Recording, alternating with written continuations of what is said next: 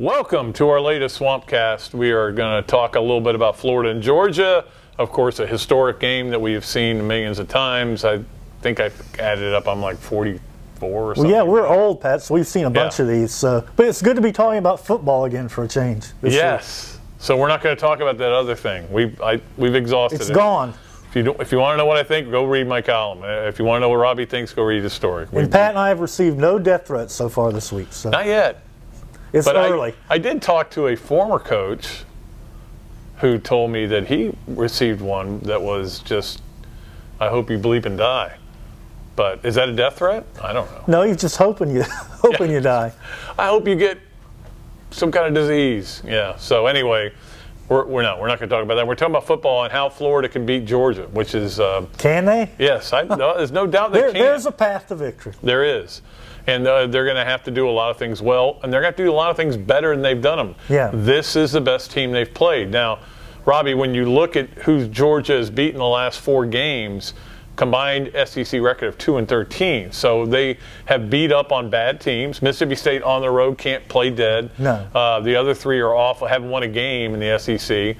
So I think there is one part of the plan is that Florida might hit them in the mouth harder than anybody really has, other than Notre Dame. And I think they got Notre Dame, but when the coordinators are still trying to figure things out. Yeah, and Pat, I think this is the best defense Georgia will have faced, and I think Florida is pinning some hopes on that. They've been good against the run the last 3 games. So, if you can slow down Georgia's run, make from, throw the ball in 3rd and long, maybe you have a chance to get off the field like they haven't been able to do.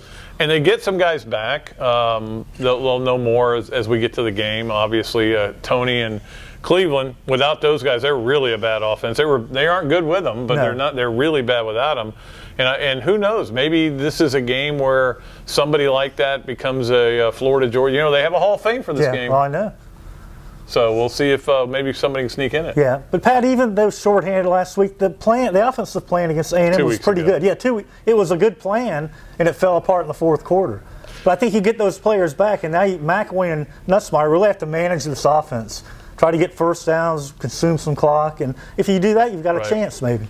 Yeah, it's kind of funny on Monday when he wasn't talking about death threats, McElwain said we got to hit some shots downfield.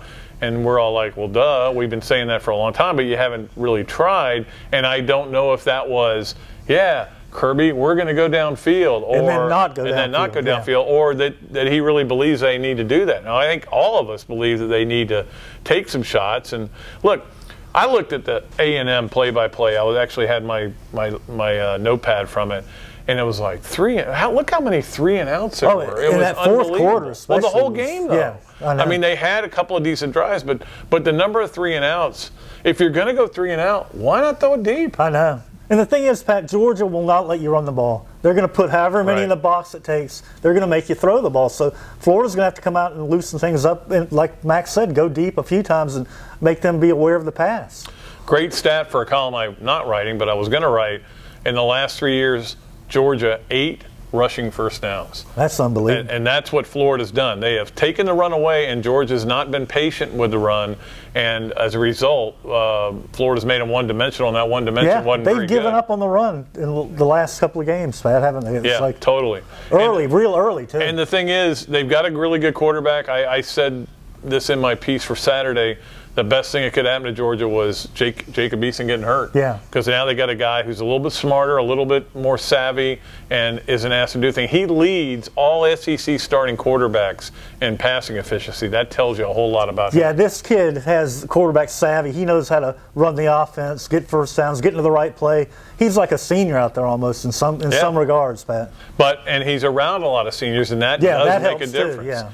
And having Chubb and Michelle to hand the ball off to is a very good thing. It's an older team, and that's a big advantage for them as well. But, again, there is a path to win in this game, and Florida's going to have to play well. They're going to have to play the run well. They're going to have to run the ball. They're going to have to make some things happen. And maybe recover a fumble? That's impossible. Or cause a fumble? Clearly, they can't recover or cause a fumble. I think all 3 fumbles that there have been against them that were recovered by the opponent. Yeah. But I think all 3 of them were like mishandled snaps or something like that. Not a big hit. Not like a big hit. And that's where they lack right now is a big hitter in that secondary to shake one loose. But who knows? Maybe this is a game where weird things happen. It's Halloween weekend. And it's Florida, Georgia, Pat. We've seen it many times. Yep. Maybe we get the ball coach down there to draw some plays up. That wouldn't be a bad idea. I bet he would like to. He kind of had some success in this game. Yeah, a little bit. 11-1, that's all. But it'll be interesting, and I'm looking forward to going over there and seeing some people. And I know Robbie is too, because Florida, Georgia it's one of those things that is so unique, and we take it for granted, but it's pretty cool. When you think it is cool, Pat. I look forward to it every year.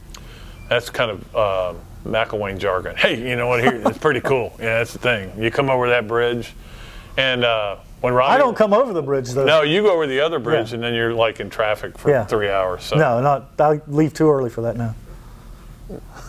I was with you last year. That wasn't bad. It was pretty bad. But anyway, we'll see what happens. So hopefully you guys will join us for our Facebook Live and our Swampcast afterwards, after the game, live from Jacksonville. My lucky town, Gordon Soley. Jacksonville. That's an old reference. And so is this. Until next time, so long from the Sunshine State. Sunshine State.